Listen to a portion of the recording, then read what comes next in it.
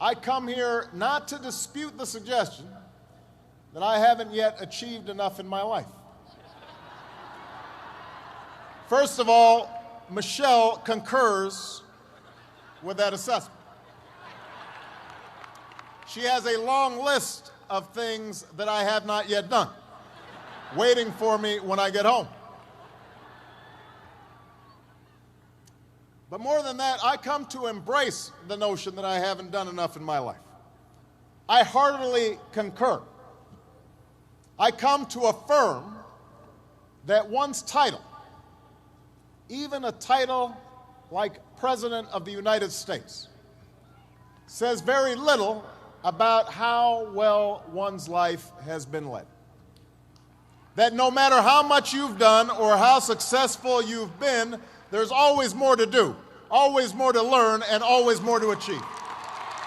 That despite having achieved a remarkable milestone in your life,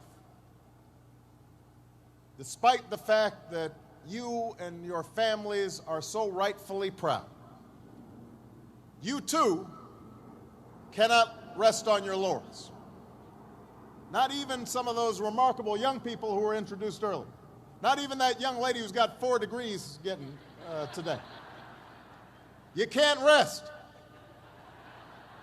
Your own body of work is also yet to come. Maybe you've got a family to raise, and you're wondering how you'll ensure that your children have the same opportunities you've had to get an education and pursue their dreams. Now, in the face of these challenges, it may be tempting to fall back on the formulas for success that have been peddled so frequently in recent years. It goes something like this. You're taught to chase after all the usual brass rings. You try to be on this who's who's list or that top 100 list. You chase after the big money, and you figure out how big your corner office is. You worry about whether you have a fancy enough title or a fancy enough car. That's the message that's sent each and every day, or has been in our culture for far too long, that through material possessions, through a ruthless competition pursued only on your own behalf, that's how you will measure success. Now, you can take that road, and it may work for some.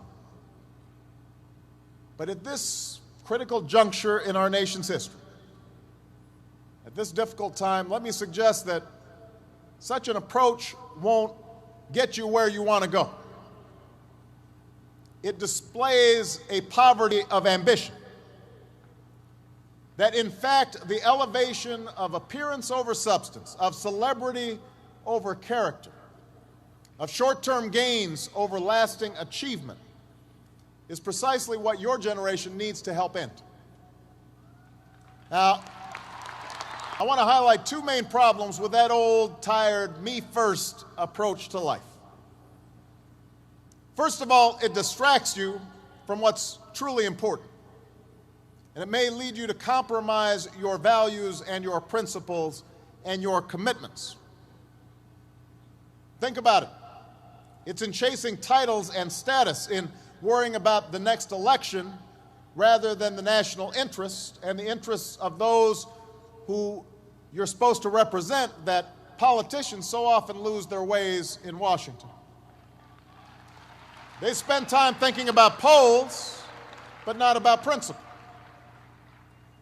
It was in pursuit of gaudy short-term profits, way on Wall Street, engaging in extraordinary risks with other people's money. In contrast, the leaders we revere, the businesses and institutions that last, they are not generally the result of a narrow pursuit of popularity or personal advancement, but of devotion to some bigger purpose, the preservation of the Union, or the determination to lift a country out of a depression, the creation of a quality product, a commitment to your customers, your workers, your shareholders, and your community. A commitment to make sure that an institution like ASU is inclusive and diverse and giving opportunity to all. That's the hallmark of real success. That other stuff, the trappings of success, may be a byproduct of this larger mission. But it can't be the central thing. Just ask Bernie Madoff. That's the first problem with the old attitude. The second problem with the old approach to success is that a relentless focus on the outward markers of success can lead to complacency. It can make you lazy. We too often let the external, the material things serve as indicators that we're doing well, even though something inside us tells us that we're not doing our best, that we're avoiding that which is hard but also necessary, that we're shrinking from rather than rising to the challenges of the age. And the thing is, in this new hyper-competitive age, none of us can afford to be complacent. That's true whatever profession you choose. Professors might earn the distinction of tenure, but that doesn't guarantee that they'll keep putting in the long hours and late nights and have the passion and the drive to be great educators.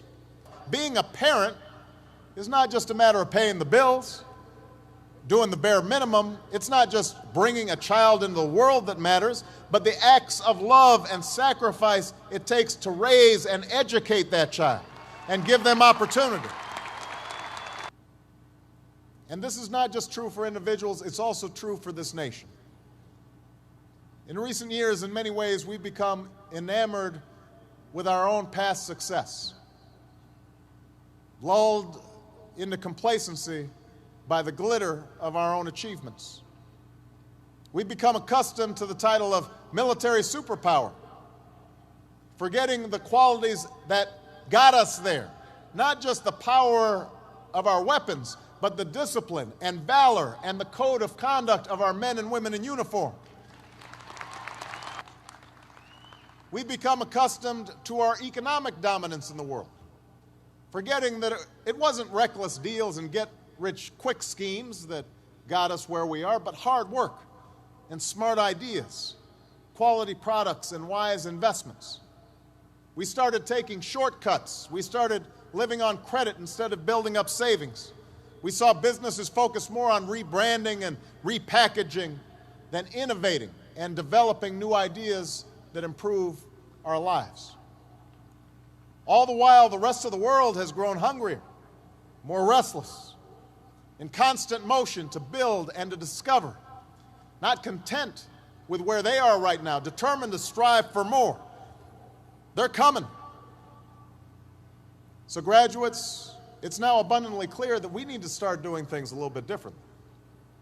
In your own lives, you'll need to continuously adapt to a continuously changing economy. You'll end up having more than one job and more than one career over the course of your life. You'll have to keep on gaining new skills, possibly even new degrees. And you'll have to keep on taking risks as new opportunities arise. And as a nation, we'll need a fundamental change of perspective and attitude. It's clear that we need to build a new foundation, a stronger foundation for our economy and our prosperity. Rethinking how we grow our economy, how we use energy, how we educate our children, how we care for our sick, how we treat our environment.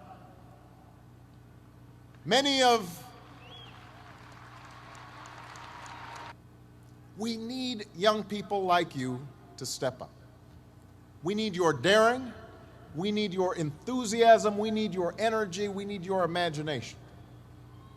And let me be clear, when I say young, I'm not just referring to the date of your birth certificate. I'm talking about an approach to life, a quality of mind and a quality of heart, a willingness to follow your passions, regardless of whether they lead to fortune and fame, a willingness to question conventional wisdom and rethink old dogmas, a lack of regard for all the traditional markers of status and prestige, and a commitment instead to doing what's meaningful to you, what helps others, what makes a difference in this world.